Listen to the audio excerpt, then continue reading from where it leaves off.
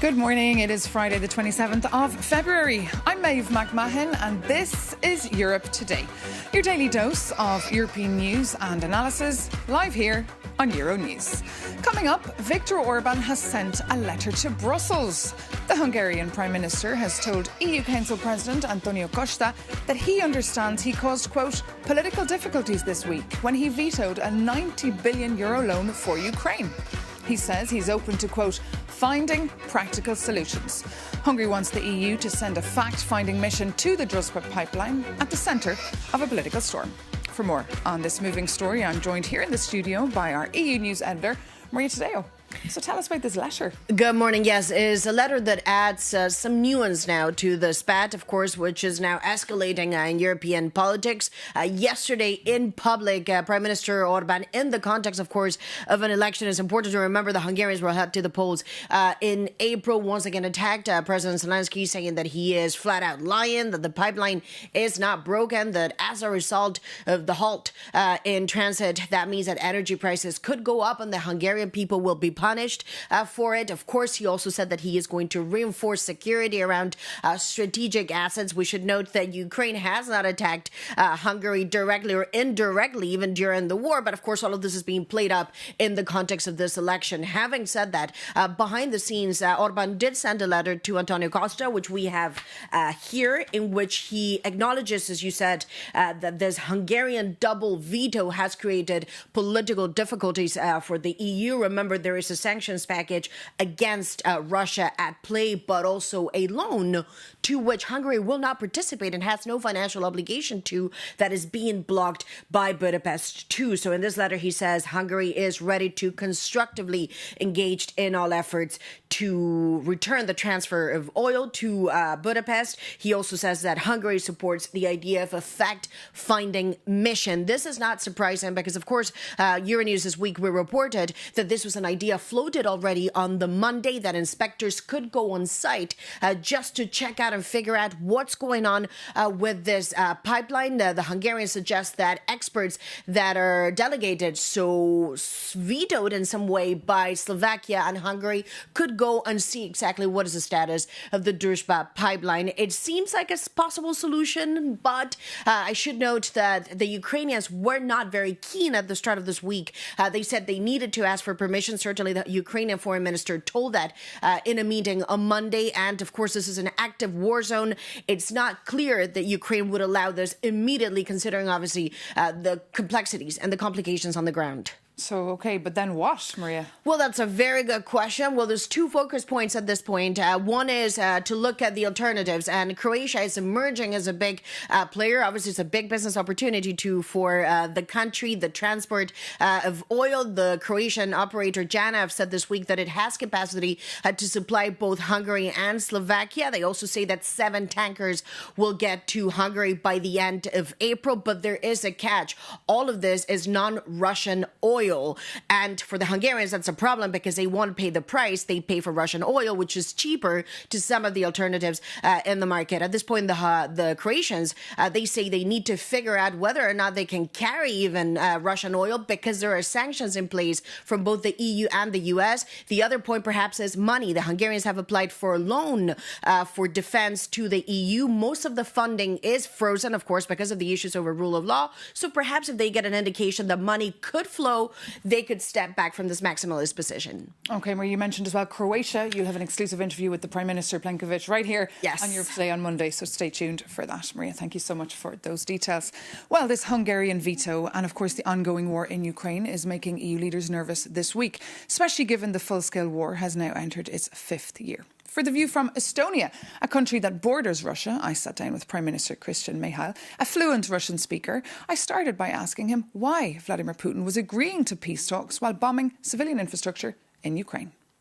It's like riding a bike, being a dictator, that when you stop, you will fall over. That is the same with Vladimir Putin. For example, everybody in Europe, and I always remind my colleagues that right now Putin has more men under the arms than at the start of the war. If we would stop right now, and he would stop right now killing women and children in Ukraine, then what to do with those guys? They need medical assistance, but they have to glorify as hero in Russia. And they will come all over Europe and so on. So we will have everybody problems in Russia and also domestic security problems. And the Americans, of course, are leading these peace talks. Do you think they're mindful of the fact that Ukraine cannot budge on their red lines? Used to be like a 28 points plan to the Thanksgiving. Right now it's something all different already. Europe stepping up, having 90 billions funding Ukraine, changed the game. But we don't have 90 billions. It's frozen. We will have, because meeting Ursula von der Leyen and Antonio Costa, they have different plans how to deliver the money. And just in Kiev, they also said that they have plans. So what are these plans? They will tell. Are they going to work? I hope so. Because to be honest, if Europe cannot make this kind of big decisions which affect our security, then probably there will be many discussions about how Europe will decide things altogether. Will there be some kind of enhanced cooperation, how it will go? But are we on plan C now? Because, of course, we spent months talking as well about the frozen Russian assets. They're off the table now. The Belgians have said so. So and so, because they are not off the table, they are still frozen, which is a good thing, because I can remember back to each 6 months we had to roll over the sanctions, say, keep them frozen. But right now they're frozen permanently, which is a good thing. But we need to deliver this 90 billion we decided. And to be honest, we decided everybody was in this room. Orban was in this room, Fico was in this room, Babiš was in this room. They decided to opt out, but we still decided. So do you feel they're traitors? Well, Hungary's traitor for doing this? For a long time, I don't understand Viktor Orban's position, but he exactly knows that. Nobody understands his position to have this kind of idea that we should ask for European security from a dictator from Russia. And are you being tough enough on him in these meetings? Everybody's been tough enough on him in this meeting and outside these meetings. But going forward, how do you deal with these vetoes in the future? We'll see how it goes, because I have the feeling there's probably a couple of lines everybody's right now waiting in Europe. The first one is how Hungarian elections will go. Everybody knows that that can be a game changer. And the second thing is that there's also different kind of talks of how to change the deciding mechanisms. Because, for example, on the economy side, Mario Draghi and his report said that we need more central deciding, more federalization. But on the security side, maybe some kind of enhanced cooperation to pull in Norway, UK, Canada, Iceland, these kind of countries which we need. One final question on the transatlantic bond, which is, of course, very important for both Brussels and DC, but it's going through a bit of a rift. How bad is it? Tough to say, because on the one side, which Trump had the message that Europe should invest more in security because Europe is very free and wealthy neighborhood. And that's to my liking, to be honest, not the wording, but also the message that we should be able to keep ourselves the way we like it. Estonia is behaving accordingly, because we have this year, we have our defense expenditure 5.4% of GDP. This is very tough thing to achieve. This is not easy. But at the same time, I know that my grandchildren will live in peace, because our neighbor knows that we take ourselves also seriously. So if whole Europe would behave this way, I would say that we are better off in 5, 7, 10 years. But at the same time, the rhetorics that Europe is decaying, old and so, and not free, this is not serious, because if you look at different indexes, we are among the freest nations in the world. Estonian Prime Minister Christian Michal there. And the ongoing war in Ukraine and the spat over the Druzhba pipeline is also under discussion over at NATO this week. Secretary General Mark Rutte has welcomed a number of leaders, including the Lithuanian Prime Minister Inga Ruginiene. Our correspondent Shona Murray reports from NATO. Well, Maeve, just as the dust has been relatively settling here at NATO in relation to Donald Trump's claims last month that he was going to take over Greenland, a new fissure has emerged, as we've seen Viktor Orban, the Hungarian Prime Minister, saying he's going to block a €90 billion loan for Ukraine, a considerable amount of which was going to be spent on military support. And I caught up with Lithuania's Prime Minister, Lithuania, of course, a frontline state in all of this war, Inga Ruginiene, and I asked her about this situation. When you live, in a border of European Union, when you faced off every day with the threats, different kind of threats from balloons and other things, when you're fighting for the security, not just for Lithuania, but for whole Europe, to hear such words and decisions, it's nonsense. So we are worrying about it, and I am speaking about that in different levels in European Union, that it is unacceptable. And the European Union can be strong if we can have a strong one voice. So we have to have ability to have common decision in very strategic questions. When you say it's nonsense, are you saying the whole point that Orban is making, that Ukraine is blocking Hungary's access to the Druzhba pipeline? We know that Russia bombed the pipeline. Are you saying it's nonsense, his claims that Ukraine isn't fixing it, isn't bothered to fix it? It's almost yes. And, for me, I don't understand that the person thinks that if the war will start in NATO area, in European Union, he thinks that it will not comes to Hungary. I think it is, it is quite silly thinking. So you think basically, Hungary is being naive here if the Hungarian government believes that this war can't go to Hungary because it can? If Russia will put a step into European Union, they will go further. And we as Lithuania, we have a big experience about Soviet Union times. We know how you feel when Russia comes to your land. We know how the life is going on. That's why for us it's very sensitive questions. That's why we as Lithuania invest a lot into defense. So this year we have 5.38% of GDP investments into defense. It is a huge amount. It is almost 25% of whole our budget, because we understand that we don't want to come back to that times, to that experience which we had in the past. Given the context of, let's say, slow Europe, a non-unified Europe, blockages by Hungary, and the United States no longer supporting Ukraine militarily, does Europe have the capabilities to defend itself for a few years until it rebuilds that? I think we have to work for the situation that we have a very strong NATO alliance. And we have to do everything to build a very strong relationship between America and European Union. This is our top priority. Of course, we can speak about the worst plan, what it should be, but the first top priority should be strength relationship between transatlantic relationship. But by the same time, we have to work with Europe, within European Union, and strong unity. One voice is crucial today. So it should be working in both ways.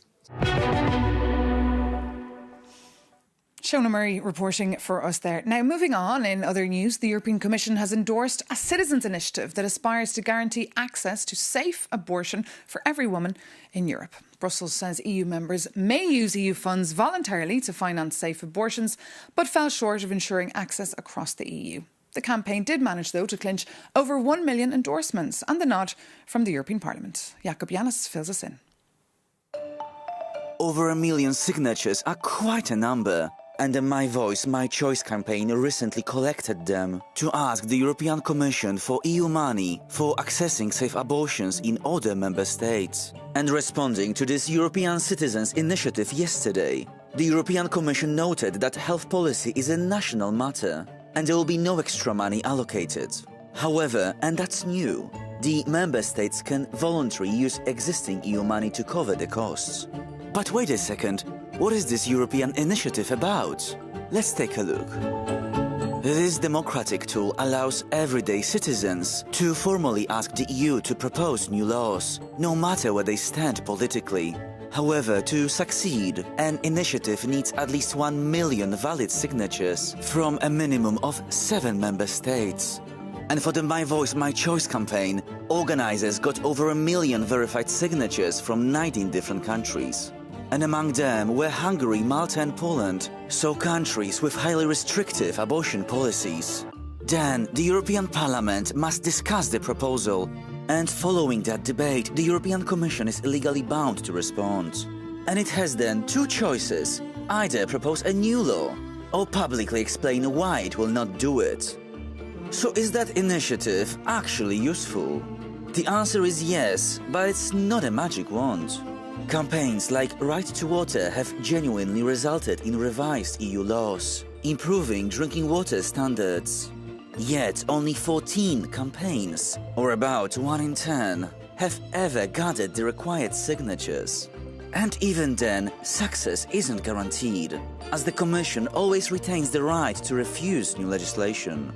So, my dear viewers, if you are passionate about an issue, start collecting your million signatures. And maybe set up your own lobbying group just in case. And for more on this story that has gained huge traction on and offline, we're joined now here in the studio by Austria's Minister for Women, Science and Research, Eva Maria Holzleitner. Good morning. Welcome to Europe Today. Quite an achievement there, 1 million signatures. What's the view from Austria here? 1.2 citizens signed the initiative, and it's a very important one, My Voice, My Choice, because in my point of view, women's rights are a unique selling point of the European Union.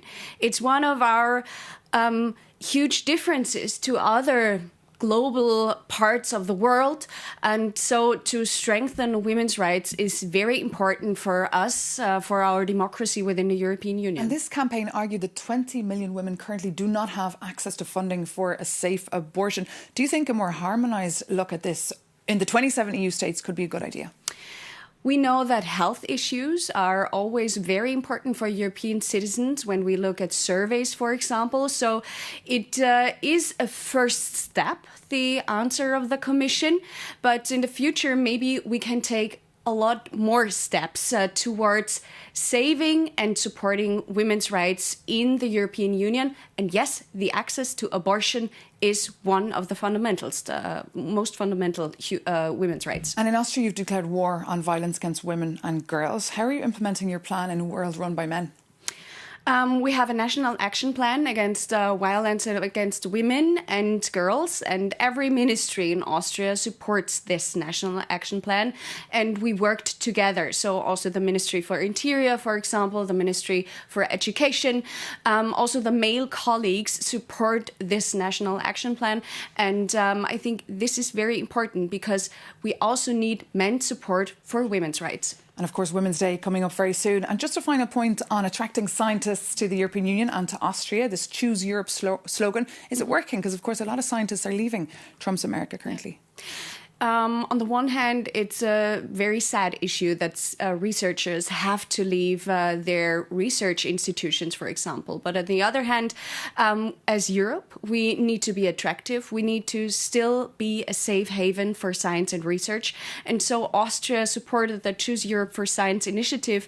We started at a very early stage, a joint attractivity effort, and already 50 researchers came or are actually at the moment coming to Austria because we know that free science and research is a fundamental base of our democracy. And when researchers are threatened, democracy erodes. So it's very important to support also free science and research. And of course, then to get from the lab to the market. Minister, thank you so much for being our guest this morning here on Europe Today. Thank you. And thank you so much for watching. That does bring this edition of Europe Today to an end. Thank you so much for tuning in. We'll be back on Monday morning with an exclusive interview with the Croatian Prime Minister Plenković. So do tune in for that. For now, though, take care and see you very soon on Euronews.